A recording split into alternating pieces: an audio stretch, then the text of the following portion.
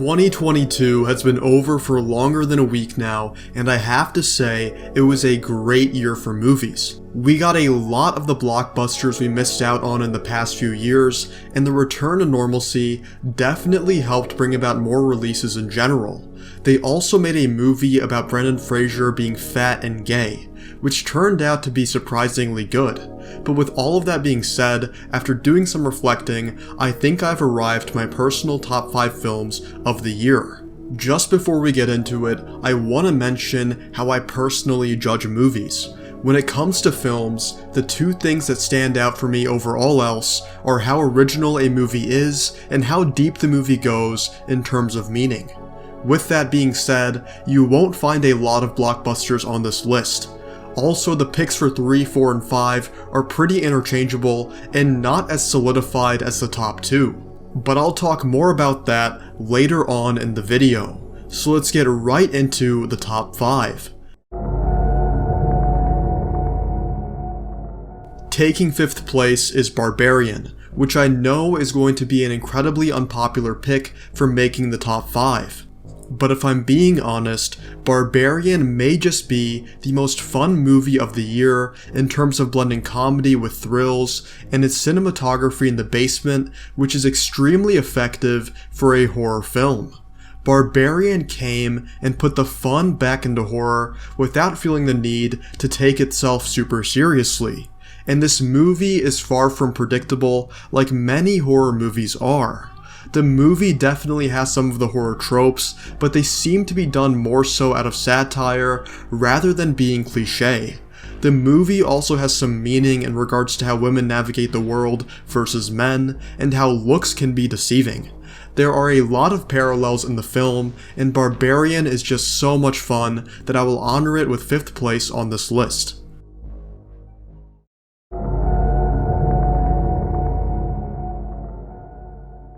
For number 4, I'm going with Top Gun Maverick. I said that I was against blockbusters, but Top Gun is the exception. For me, this sequel was the one that I didn't know I needed, and the movie is just so much fun. The pacing in this movie is fantastic, especially when compared to some other blockbusters this year, like Avatar for example, which tends to drag a little bit towards the end. Top Gun is just so much fun though, and it reminded all of us why we love the action-packed blockbuster, especially after the drought we experienced for 2 years. Everything about this movie just screams America to me, and that it feels like we did it because we could, and it wouldn't surprise me if this movie becomes an annual screening during July 4th at theaters around the country. Top Gun Maverick is a super fun movie, and for me, it's the 4th best movie of 2022. Now let's move on to 3rd place, which is The Whale. It may come as a surprise to some, since this movie seems to be incredibly polarizing with critics, but I really enjoyed The Whale. Obviously, the movie has incredible performances, but when we look past those to take a closer dive at the content of this movie, we find a deep, nuanced character drama that deals with detachment, shame, relationships, and honesty. The movie is emotionally beautiful, and it's also hilarious as a dark comedy. The Whale gave me some of the hardest laughs I've had all year, and it's a movie that deserves a closer look past its amazing performances. But now let's rapid fire through some honorable mentions just before we get to the top 2. The Batman was a super fun film, and stylistically, probably the best movie of the year. It was the best superhero film in a long time that had elements of a real crime thriller.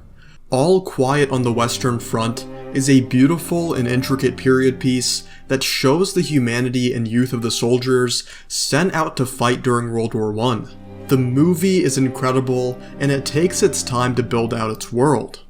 Pinocchio is a beautiful film, and Guillermo del Toro once again showcases his love and mastery of fantasy coming together with the mid-20th century. The Menu is an amazing film that balances its tension with a great sense of humor. The performances are fantastic, and I'm extremely happy that this movie is getting some more recognition now due to streaming. There are plenty of other extremely solid movies that I could go on about, since this was a truly great year for movies, but in the interest of time, we'll move on.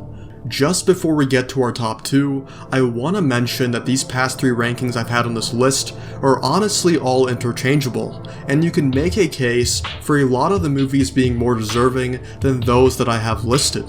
You could 100% sub out Barbarian and put in the menu, or take out Top Gun and put in Avatar, and those would be totally fine and valid opinions. But I ultimately went for what I found to be the most entertaining, while also being meaningful movies, while making a few exceptions. However, when it comes to the top 2, I can't say the same. These movies are on the next level for me, and I can say in full confidence that these are definitively the 2 best movies of the year. So with that being said, let's move on to number 2. Taking second place for me is Jordan Peele's Nope. Guys, I had so much fun watching this movie in theaters, and I got a really good crowd while watching it that seemed to enjoy the movie just as much as I did, which makes sense because this movie is absolutely amazing. I have said this before, but this movie is my favorite from Peele. It may not be his technical best movie, but for me it was the most fun. What I love about this film is the unique messages it brings. Never before this movie had I seen something covering bad miracles, or even making an alien spaceship an animal in itself.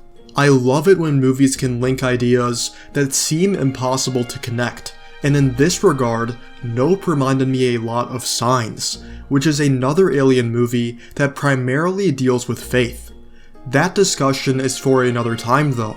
Nope is a fantastic movie, and it balances its unique ideas with the same kinds of thrills we know and love from movies like Jaws. Nope really does feel like a nuanced alien version of Jaws, and I know a lot of people have talked about the parallels between the two. Nope was an incredible movie overall, and I'm extremely glad that I spent the money to experience this gem in IMAX. Now let's move on to the best film of the year. As soon as you heard me say originality, you probably figured it out.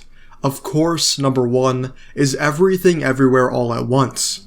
This movie is amazing, and at the time I said it was up there with The Matrix and Inception, and with my recency bias now gone, and 3 additional watches later, I would still say the same statement. Maybe it's not better than those movies, that's of course a matter of personal preference, but it's undeniably in the conversation. This film is just so damn original, and it lays out its logic and world in a way that everyone can grasp and find entertaining, regardless of whether you love sci-fi or not. The movie at its heart is all about happiness and how no amount of material things or power can trump love. That might sound old-fashioned and cheesy, but the movie does a great job of portraying this, and I have to get tissues every time I get towards the end in this movie. If you're Asian, then this movie will hit extremely close to home, and the fact that it manages to stay incredibly relatable while being extremely funny and chaotic is seriously impressive, and this shows a deep mastery from the writing department. This movie looks beautiful while also having that indie feel, which just makes the movie more charming. Another aspect in favor of this movie is how well the concept enables the film to make a bunch of references. Everything Everywhere All at Once is just so much fun, but it also has something to say, and it does this in a manner that I've never really seen before in prior movies. I hope to God that this movie gets Best Picture because it absolutely deserves it, but for now I will give it all that I can, and that is number 1 on this list. But there you have it, my top 5 movies of 2022. Please let me know your own top 5 in the comments below, and if you disagree with my picks, please tell me why. I love reading through what you guys have to say, and the comments and discussions that we have are a huge reason why I make these videos in the first place. That's all I have for this video though, and I just want to say thank you for watching. This is also probably a good time to mention that this is the first year I've run this YouTube channel, and I want to thank you guys for an awesome year. As of the making of this video, there are 1,227 of you guys who decided that I was worth hitting the sub button for, and that is absolutely amazing. I know that number may not seem that big compared to some other channels, but to me it genuinely means a lot.